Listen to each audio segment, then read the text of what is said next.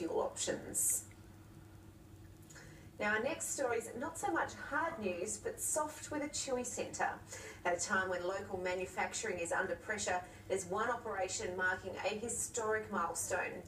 Allen's has survived more than a century of changing tastes, diets and customer demands to find Australia's sweet spot. It's the workplace where everything's sweet, churning out a cascade of confectionery bound for the nation's cinemas, road trips and birthday parties.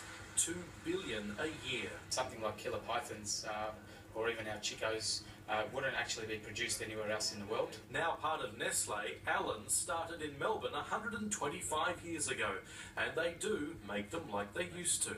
We have a tray filled with starch where we make an impression of the mould. And then in goes the syrup. It's how everything from raspberries to racing cars are made.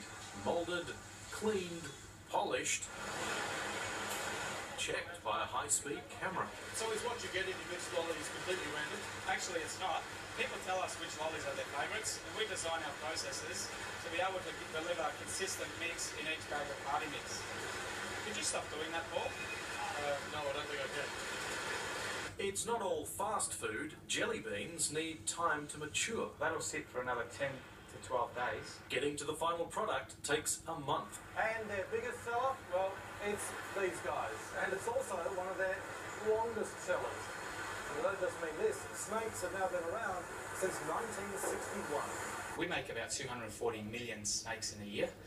That's equivalent, if you lined them all up, to about 36,000 kilometres. That stretchiness is just one of the things the quality controllers check for. That is a good snake because you can see it stretch and it comes back into shape. And if you've ever wondered, this is why they call them snakes alive. A sugar hit and nostalgia. These moulds are the more than 1,000 different lollies that have come and gone over the years, including the sewer rat and the tarantula, too big for today's tastes. In the days of, portion control, which we're all doing now, and you have a look at the size of this, it's quite an easy. But this mould's about to come in handy again. After being dropped last year, spearmint leaves and green frogs are making a comeback for Allen's pop-up store in Sydney for the 4 weeks leading up to Christmas. Lots of childhood memories there. Well, sport is next with Rick Fontaine.